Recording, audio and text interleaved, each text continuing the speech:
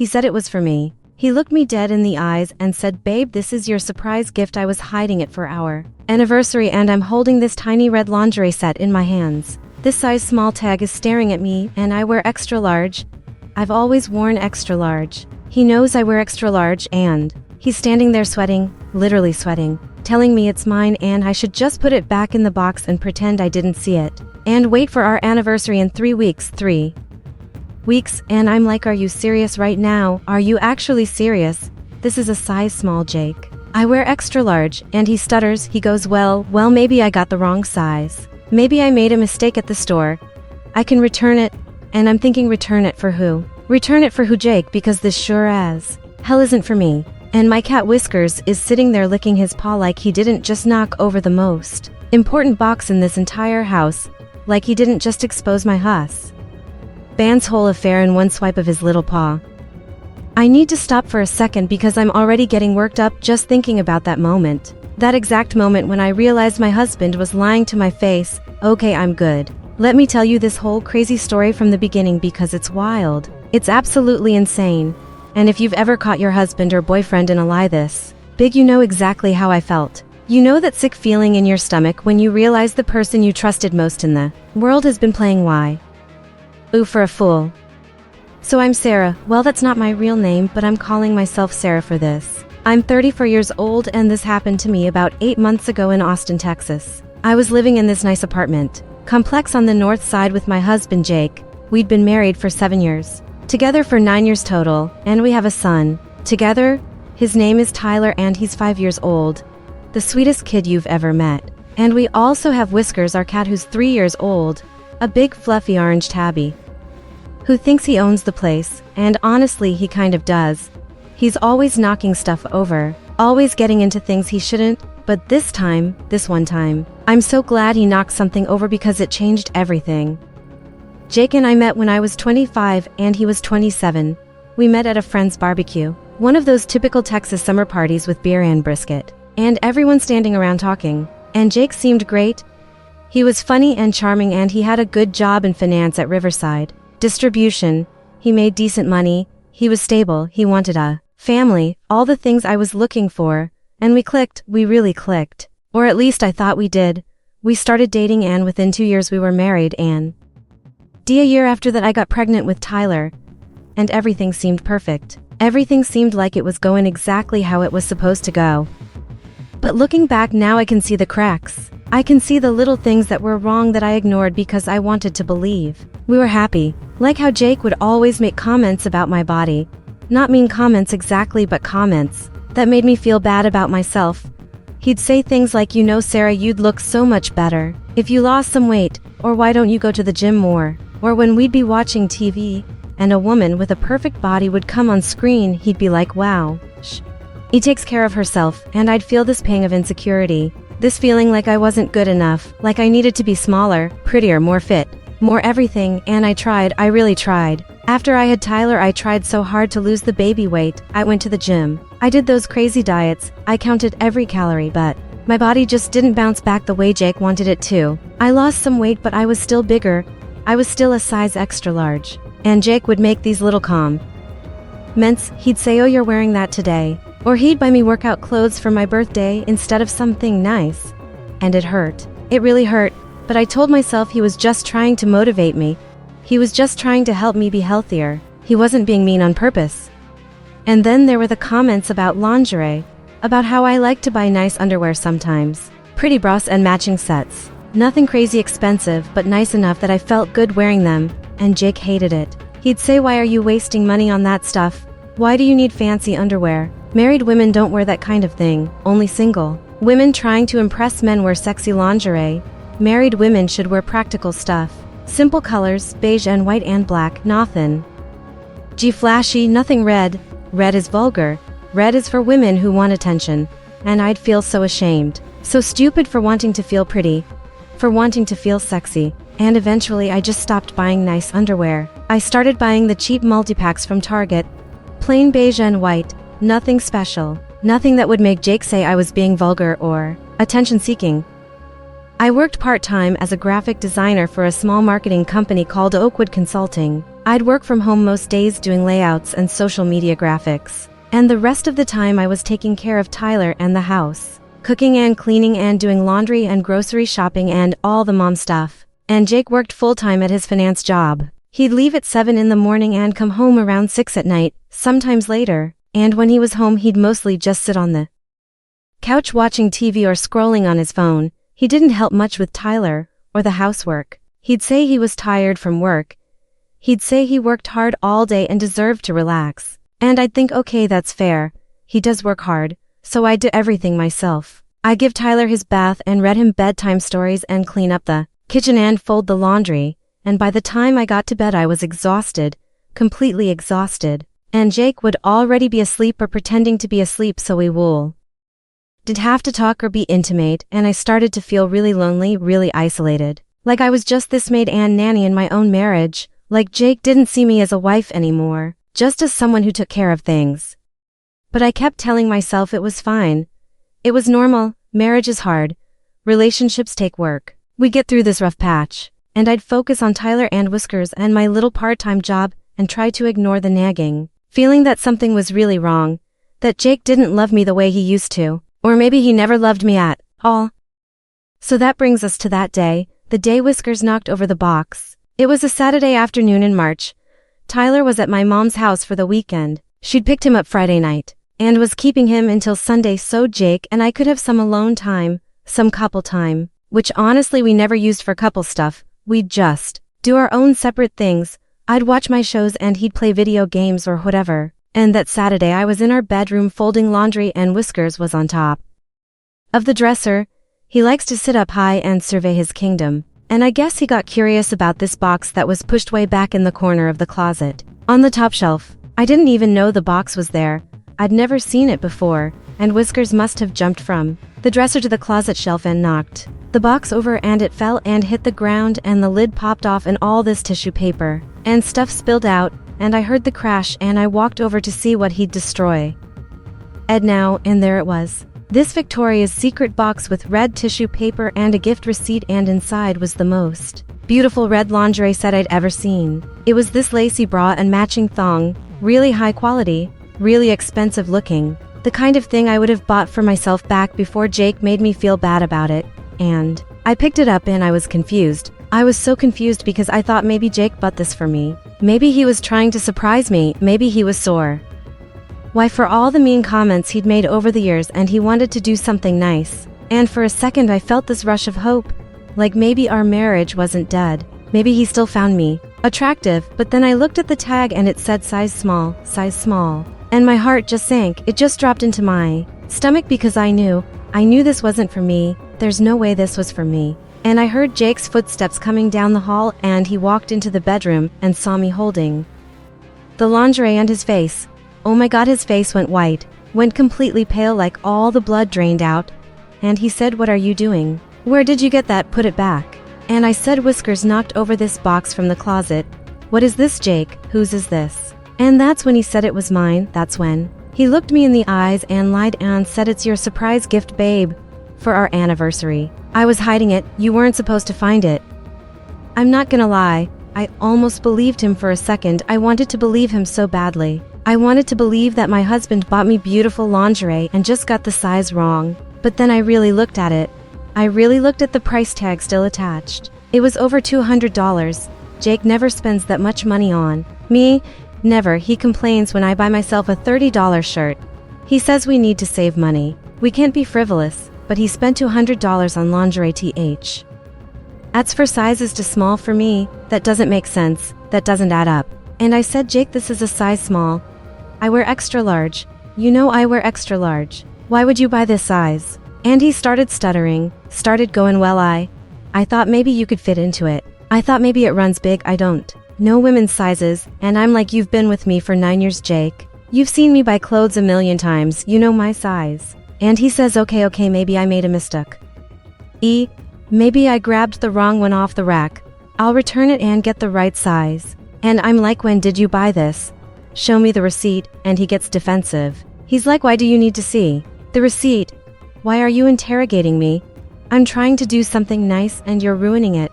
And I said, "Because this Doesn't make sense, Jake. None of this makes sense. If you bought this for me, why is it hidden in the back of the closet? Why didn't you just keep it in your car or at work until our anniversary? Why is it here where I could find it? And he doesn't have an answer. He just stands there looking guilty and angry at the same time. And I said, I want to see your phone. I want to see your phone right now. And he says, no, absolutely not. You're being crazy. You're being paranoid. This is ridiculous. And I say, if you have nothing to hide, then show me your phone, Jake. Show me right now. And he says, no, I'm not going to let you invade my privacy like this. And that's when I knew That's when I knew for sure he was cheating. Because innocent people don't refuse to show their phones. Innocent people don't get that defensive. And I just start crying. I start crying and saying, who is she? Who is this for?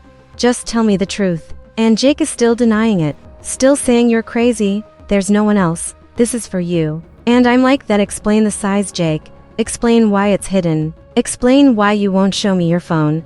And he can't. He has no explanation that makes why sense. You're probably thinking I should have just grabbed his phone right then and there, but I was scared. I was shaking and crying and I didn't know what to do. So I just sat down on the bed with the lingerie in my hands and I said, I'm not stupid, Jake. I know you're lying. I know there's someone else. Just admit it. Just be honest with me for once. And he sighs. This big dramatic sigh like I'm the one causing problems. Like I'm the one making his life difficult. And he sits down next to me and he say, okay, fine. There is someone else. But it's not what you think. It's not serious. It's just someone from work. We've been hanging out. She's been going through a hard time and I've been helping her. And I'm like, hanging out? You've been hanging out with another woman and buying her $200 lingerie and you expect me to believe it's not serious. And he says, we haven't done anything. We're just friends. I bought that for her as a gift because she's been sad. She needed something to cheer her up. And I literally cannot believe what I'm hearing. I cannot believe my husband is trying to convince me that buying sexy lingerie for another woman is just friendly behavior. And I say, what's her name, Jake? What's her name? And he says her name is Brooke. She's my new secretary. She started working for me about 6 months ago. And I'm like, your secretary? You're having an affair with your secretary? That's so cliche, Jake. That's so pathetic. And he gets mad. He stands up and says, I'm not having an affair. I told you we're just friends. Why won't you believe me? And I say, because friends don't buy friends lingerie, Jake. That's not normal. That's not appropriate. That's cheating. You're emotionally cheating at minimum and probably physically cheating too. And he says, we haven't slept together. I swear we haven't. And I say, yet. You haven't slept together yet, but you were planning to, weren't you? You were gonna give her this gift and then what? See her wearing it? Have her model it for you? And he doesn't say anything.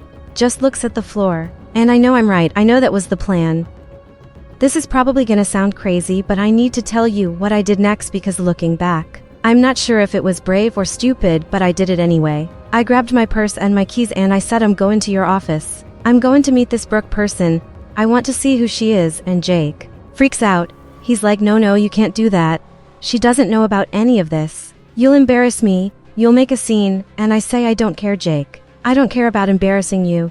You should have thought about that before you started an affair with your secretary. And I walk out the door and get in my car and drive to his office building downtown. It's Saturday, so the building is mostly empty, but I know Jake's company keeps weekend hours for the finance department. And I go up to the 4th floor where his office is and I walk in and there's this woman sitting at the reception desk. This young woman, probably mid-20s, and she's gorgeous. She's tiny and fit and she has long blonde hair and perfect makeup and she's wearing tight jeans and a low-cut top. And I know immediately this is Brooke. This has to be Brooke. And I walk up to her and I say, are you Brooke? And she looks confused and says, yes. Can I help you? And I say, I'm Sarah, I'm Jake's wife. And her face goes red. She turns completely red and she says, oh, I didn't know Jake was. I didn't know he'd be here today. And I'm like, so you know who I am? You know Jake's married. And she nods and says, yes, I know. And I say, then why are you accepting expensive gifts from him? Why are you having an affair with a married man? And she stands up and says, I'm not having an affair with him. We're just friends. He's my boss. That's all. And I say, friends don't accept lingerie from their bosses, Brooke. That's not professional. That's not appropriate. And she looks down and says, I don't know what you're talking about. And I pull out my phone and I show her a picture I took of the lingerie before I left the house. I show her the size small tag, and I say this is for you, isn't it? Jake bought this for you. And she just stares at the picture and doesn't say anything. And I say I need you to be honest with me. Has anything happened between you and Jake? And she looks up at me with tears in her eyes and she says yes, we've been seeing each other for about 4 months. I'm so sorry. I didn't know he was married at first. He told me he was divorced. He told me you guys were separated and just living together for your son until the divorce was finalized. And I feel like I've been punched in the gut. Like someone just knocked all the air out of my lungs. Because that means Jake has been lying to both of us. He's been playing both of us. And I say we're not separated. We're not getting divorced. We're married and living together as husband and wife. He lied to you. And Brooke starts crying for real now. She's crying and saying I'm so sorry. I had no idea. I never would have done this if I'd known. And I almost feel bad for her. Almost. But then I remember she still chose to be with him. She still chose to accept his gifts and his attention. And I say, did he buy you other things besides the lingerie? And she nods and says yes. He bought me jewelry and clothes and he took me out to nice dinners. And I said, did he buy anything for your kids? Because I know you have kids, Brooke. I saw the pictures on your desk. And she looks shocked and says, how did you know I have kids? And I say, because yuck. He told me. He said you were going through a hard time. What hard time were you going through, Brooke? And she says I'm a single mom. I have 2 boys, ages 7 and 9. Their dad left when they were babies and I've been raising them on my own. Money's been really tight and Jake, he's been so generous. He bought my boys Christmas presents last year, expensive presents. He got my oldest a VR headset and my youngest a PlayStation 5 with a bunch of games. And I just feel sick. I feel so sick I think. Look, I might actually throw up right there in the office. Because my son Tyler asked for a PlayStation for Christmas and Jake said no. He said we couldn't afford it. He said maybe next year. And Tyler was so disappointed. He cried, but Jake didn't care. He said Tyler needed to learn that he can't always get what he wants. But then he turned around and bought Brooke's kids expensive gifts. Hundreds of dollars worth of gifts. While our own son got some cheap toys from Walmart. And I say he bought our kids a PlayStation 5 and she says yes for Christmas. He said he wanted to do something nice for them. And I'm like, and you didn't think that was weird? You didn't think it was inappropriate for your boss to buy your children expensive gifts? And she says I thought he was just being nice. I thought he cared about me and wanted to help. And I say he didn't care about you, Brooke. He was grooming you. He was buying your affection and your kids' affection so you'd feel like you owed him something. Gee, and she says what do you mean? And I say he was setting it up so you'd feel obligated to sleep with him. So you'd feel like you couldn't say no because he'd been so generous. That's what manipulative men do. And she just stares at me, and I can see the realization dawning on her face. The realization that maybe Jake isn't the good guy she thought he was. Sorry, I'm stopping the recording quick. Someone just rang the doorbell. Let me go see who it is. Okay, I'm back. It was just a delivery guy, Amazon package. Anyway, so I'm standing there in Jake's office with Brooke and she's crying and I'm trying to hold it together even though I want to scream. And I say, have you and Jake slept together? And she hesitates and then she says yes, a few times. And I say, where did you do it? And she says sometimes in his car, sometimes at a hotel, once at his office after hours. And I feel like I'm going to be sick again. I feel like my whole world is crumbling around me. And I say, did you wear the lingerie? Did he give you lingerie before? And you wore it for him? And she says no. That box you showed me, that's the first time he bought me anything like that. He said he wanted to see me in something red. He said red was his favorite color. And I'm like, red was his favorite color? He told me red was vulgar. He told me married women shouldn't wear red. But apparently his secretary can wear red.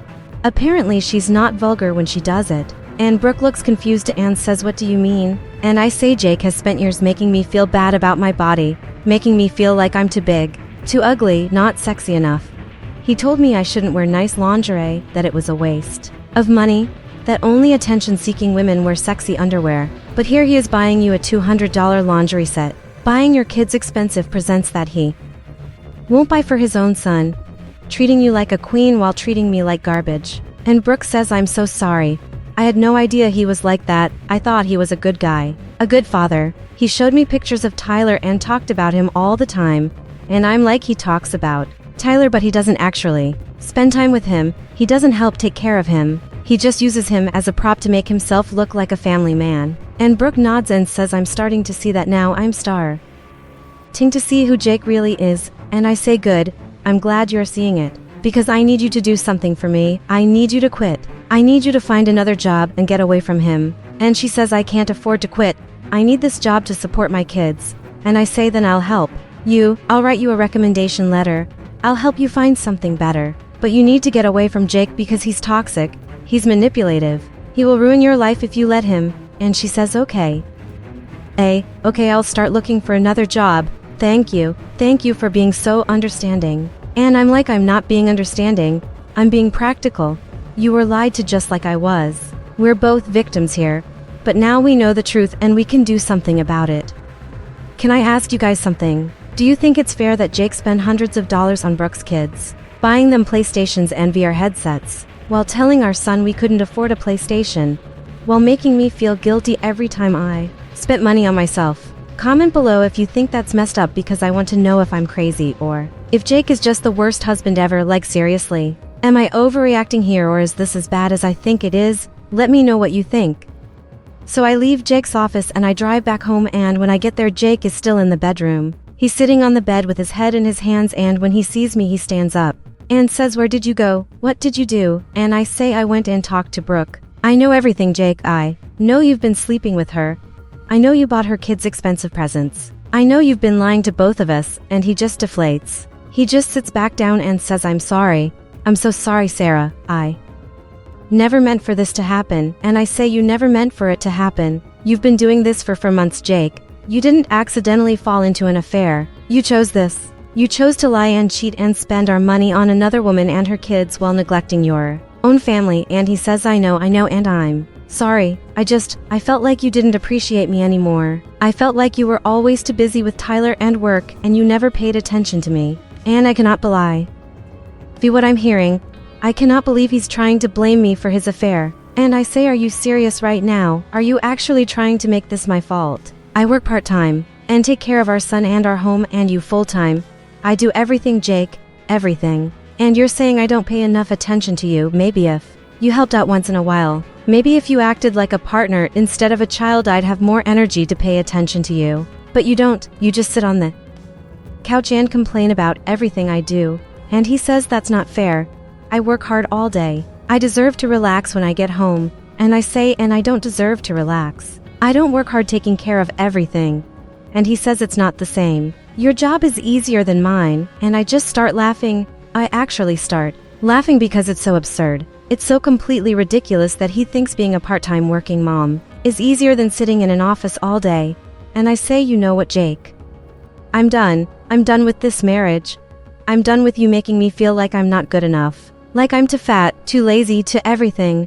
I'm filing for divorce. And he looks shocked. Genuinely shocked. Like he didn't think there would be consequences for his actions. And he says, wait, we can work this out. We can go to counseling. I'll end things with Brooke. I'll be better. And I say, it's too late, Jake. It's been too late for a long time. I just didn't want to admit it, but I'm admitting it now. This marriage is over. This might not be the right thing to say, but honestly, I don't think the platform will care. I have to tell you that Brooke was so much younger than me, so much thinner, so much prettier in that conventional way that men seem to love. And finding out Jake was cheating with her, finding out he bought her lingerie and told her red was his favorite color when he told me red was vulgar, it made me feel like I'd been living with a stranger, like the man I married was a completely different person than the man who was having this affair. And maybe that's true. Maybe people change. Or maybe he was always like this and I just didn't see it. Maybe he was always shallow and manipulative and mean. Maybe I just made excuses for him because I wanted to believe we were happy. I wanted to believe our family was normal. But it wasn't normal. None of it was normal. And I'm so glad Whiskers knocked over that box. I'm so glad my cat exposed Jake's affair before he could do any more damage. Before he could waste any more of my time, because that's what it feels like. Like I wasted 7 years of my life with someone who didn't really love me, who was just using me for convenience, for someone to take care of his home and his child while he went out and had fun with other women. And I'm angry. I'm so angry about that, but I'm also relieved that I know the truth now. Relieved that I can start over and build a life that's actually happy, actually fulfilling, actually mine. The divorce is still ongoing. It's been 8 months, like I said, and we're still working out custody and finances and all that stuff, but we're separated. Jake moved out about a week after I confronted him. He's living in some apartment downtown. And Tyler and I have the place to ourselves now. It's quieter, calmer, better. Tyler asks about his dad sometimes and I always say daddy's working or daddy's busy, but he'll see you this weekend. I don't badmouth Jake to Tyler even though I want to, Eve. And though I think Jake deserves to be called out for what he did, I don't, because Tyler is 5 years old and he doesn't need to know his dad is a cheater. Not yet anyway. Maybe when he's older I'll tell him the truth, but for now I just focus on making sure Tyler feels loved and secure and safe, making sure he knows that even though mommy and daddy aren't together anymore, he's still the most important thing in both our lives, even if that's a lie when it comes to Jake, because Jake has made it clear through his actions that Tyler is not the most important thing, but I am. Tyler is my whole world, and I will do whatever it takes to protect him and give him a good life. I've started working full-time now. I talked to my boss at Oakwood Consulting and explained my situation, and she was so understanding. She gave me a full-time position with benefits and better pay. Enough that I can support Tyler and myself without relying on Jake's money. I mean, Jake will still pay child support obviously. The court is making him do that, but I don't want to depend on him for anything. I don't want to feel like I owe him anything or like he has any control over my life and war. King full-time has been good for me. It's kept me busy, kept my mind off the divorce and the loneliness and the hurt. And I've started taking better care of myself too. Not because I want to lose weight to make Jake happy. Not because I want to be smaller or prettier or more conventionally attractive. But because I want to feel strong. I want to feel healthy. I want to look in the mirror and see someone I'm proud of. Someone who's taking care of herself, not for anyone else but for herself. And I joined a gym and I've been going to these group fitness classes, Zumba and kickboxing and yoga. And it's been really fun, really empowering. I feel like I'm getting stronger every day. Not just physically but mentally too, emotionally. And I've been buying myself nice clothes, nice underwear, red lingerie if I want it, because I'm allowed to feel pretty. I'm allowed to feel sexy. I don't need Jake's permission or approval. I don't need anyone's permission. And it feels good. It feels really good to take my body back, to reclaim my confidence that Jake spent years chipping away at, making me feel like I wasn't good enough, like I needed to change to be worthy of love. But that's not true. I was always worthy of love. I just needed to find someone who could see that, and maybe that someone is just me for now. Maybe I need to learn to love myself before I can let anyone else love me, and I'm okay with that. I'm okay being single and focusing on myself and Tyler and building a life that makes me happy.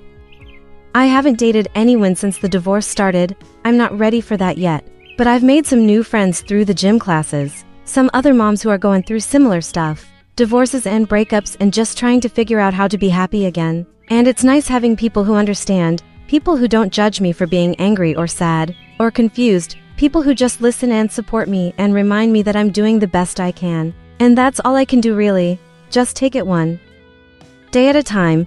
Wake up every morning and decide to keep going, keep trying. Keep believing that things will get better. Because they will. I know they will. I've already seen improvement in the past 8 months. I've already felt moments of genuine happiness that I didn't think were possible. When I first found out about the affair, when I was crying on my bedroom floor holding that stupid red lingerie, wondering what I did wrong, wondering why I wasn't enough. But I know now that it wasn't about me, it was about Jake. About his insecurities and his need for validation and his inability to be a good husband and father, and that's on him, not on me. I did everything I could to make our marriage work and he threw it away. And I refuse to feel guilty about that anymore. I refuse to carry his shame. That's his burden to bear, not mine. Tyler is doing okay through all this, better than I expected actually. Kids are resilient. More resilient than adults sometimes, and he's adjusted to the new routine. Living with me full-time, and seeing Jake every other weekend, and he seems happy, seems content. He's still the sweet, funny kid he's always been, and I'm so grateful for that, so grateful that Jake's mistakes haven't damaged Tyler too much, at least not yet, at least not in any way I can see. And I'm doing everything I can to court him from the worst of it, to shield him from the anger and hurt and resentment I feel toward Jake. Because that's my job as his mom, to protect him, to keep him safe. To make sure he grows up knowing he's loved unconditionally, knowing that even though his parents aren't together anymore, he's still the most important person in the world to both of us, or at least to me. I can't speak for Jake anymore. I don't know what he's thinking or feeling. I don't care really. I just care about Tyler and making sure he's okay. Whiskers is still knocking things over, still getting into trouble, still being a chaotic little menace, but I love him. I love him so much. He's my hero, my little orange detective, who exposed Jake's affair and saved me from wasting any more years with a man who didn't deserve me. And every time he knocks something over now, I just laugh instead of getting mad. I laugh and think about how that one knocked over box changed my entire life. How one moment of clumsiness from my cat led to the end of my marriage and the beginning of my new life, and I'm grateful. I'm so grateful to Whiskers. I give him extra treats, extra cuddles. I tell him he's the best cat in the whole world. And he purrs, and headbutts me and acts like he knows exactly what he did, like he's proud of himself for being such a good detective, and maybe he is. Maybe cats are smarter than we think. Maybe they know when something's wrong and they're just trying to help in their own weird cat way. And if that's true, then RS is the smartest cat ever because he helped me see the truth, helped me escape a toxic marriage, helped me find myself again.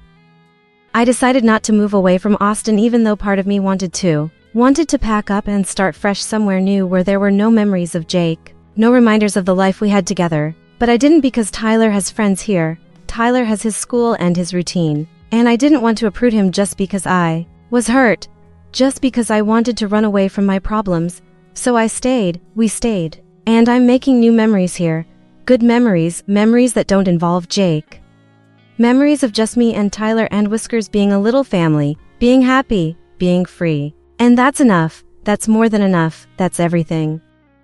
I truly believe that everything happens for a reason, even the painful things, even the things that break us and make us question everything we thought we knew. They happen for a reason. They happen to teach us something, to make us stronger, to push us in a direction we never would have gone otherwise. And this divorce, this betrayal, it taught me that I'm stronger than I thought, that I can survive losing the person I thought was my soulmate, that I can rebuild my life from scratch and come better on the other side. And that's a lesson I wouldn't trade for anything. Even if it meant I never had to go through the pain of finding out Jake was cheating. Even if it meant I could go back and live in ignorant bliss. I wouldn't, because I'm happier now, I'm freer now. I'm more myself now than I was in those 7 years of marriage, and that's worth all the pain, all the tears, all the sleepless nights wondering what I did wrong. It's worth it because I came out the other side and I'm ill standing, I'm still fighting, I'm still here, and I'm going to be okay, better than okay. I'm going to be great. If you're going through something similar, if your husband or boyfriend or partner is making you feel like you're not good enough, like you need to change to be worthy of love, I want you to know that's not true.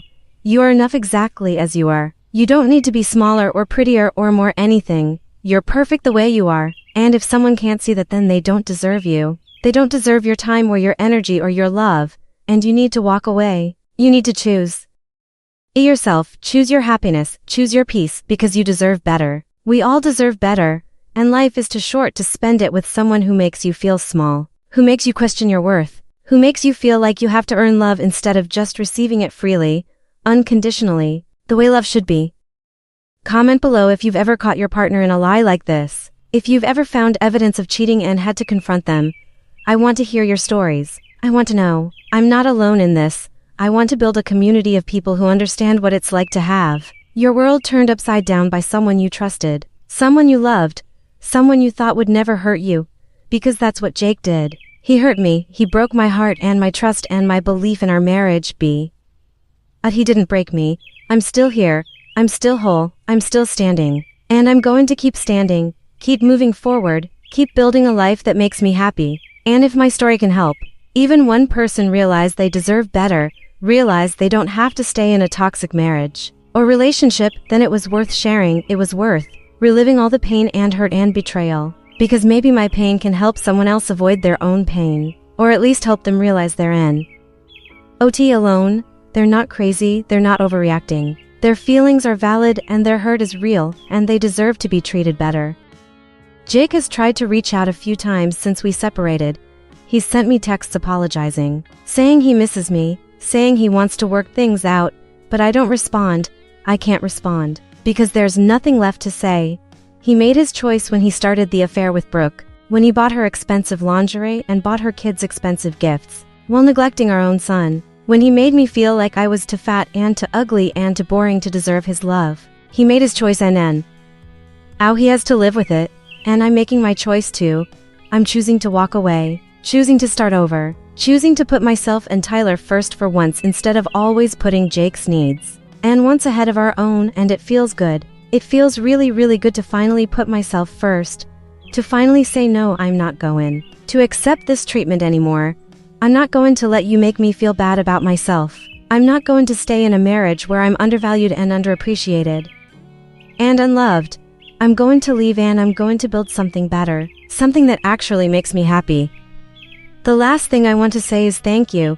Thank you to everyone who's listened to this story, who's made it this far, who's taken the time to hear about my pain and my journey and my healing. It means a lot to me, more than you know, because sharing this story is scary. Putting myself out there and admitting that my marriage failed, admitting that I was cheated on and lied to and made to feel worthless. It's vulnerable. It's raw, it's hard. But it's also cathartic. It's healing, it's a way of aching back my power and owning my story instead of letting it own me. And I hope that by sharing this, someone else out there who's going through something similar will realize they're not alone. They're not crazy. They don't have to stay in a situation that makes them unhappy. They can leave. They can start over. They can choose themselves, and it might be hard. It might be scary. It might feel impossible, but it's not. It's possible. It's doable. It's worth it because you deserve to be happy. You deserve to be loved the right way. You deserve to be with someone who values you and respects you and treats you like the amazing person you are. And if you don't have that right now, then you deserve to walk away and find it, or find it within yourself. Because sometimes the most important love story is the one you have with yourself, the one where you learn to see your own worth, your own beauty, your own strength. And that's the love story I'm writing now, me and Tyler and Whiskers. We're writing our own love story, our own happy ending. And it might not look like what I thought it would look like 7 years ago when I married Jake. But it's better, it's real, it's ours, and that's all that matters. So thank you, Whiskers. Thank you for being the best cat, the best detective, the best little hero. Thank you for knocking over that box and exposing Jake's lies, and saving me from a lifetime of unhappiness with a man who didn't deserve me. You didn't know what you were doing. You were just being a cat, being curious, being clumsy. But you changed my life. You saved my life, and I'll never forget that. I'll never stop being grateful to you. You're my little orange guardian angel, and I love you so much. And to everyone out there who has a pet who's helped them through hard times, who's been there for them when no one else was, who's given them unconditional love and support and comfort. I see you. I appreciate you. Our pets are heroes in ways we don't even realize. And we're lucky to have them, so give your dog or cat or bird or rabbit or whatever pet you have an extra treat tonight. Give them an extra cuddle. Tell them they're amazing because they are. They really truly are, and we don't deserve them, but we're so blessed to have them in our lives. That's my story. That's how my cat Whiskers exposed my husband's affair by knocking over a box of red lingerie. That was for sizes too small for me. That's how I found out Jake was cheating with his secretary, buying her expensive gifts, buying her kids expensive presents while telling our son we couldn't afford the same things, lying to both of us, manipulating both of us, being a terrible husband and father and human being. And that's how I decided to leave, to file for divorce, to start over, to choose myself and my son and my happiness over a marriage that was making me miserable. And I don't regret it. Not for 1 second, because I'm happier now than I've been in years. I'm freer. I'm more myself. I'm building a life that's mine, and no one, not Jake, not anyone, can take that away from me. This is my life now. My story, my happy ending, and it's just beginning.